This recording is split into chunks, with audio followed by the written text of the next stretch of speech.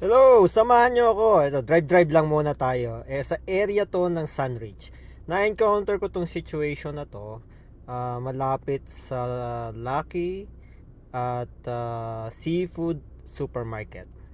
So, ayan, binabagtas natin yung street na yan.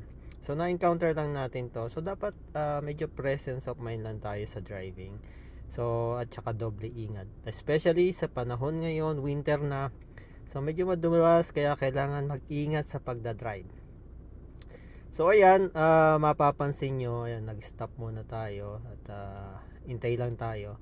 Moving vehicle naman. So dito natin malalaman, matututo rin tayo kung sino ang may right of way sa situation na to at para malaman natin na kung paano ba ang magkaroon ng maging kumbaga defensive driver. So ayan, move lang muna tayo. Ayan,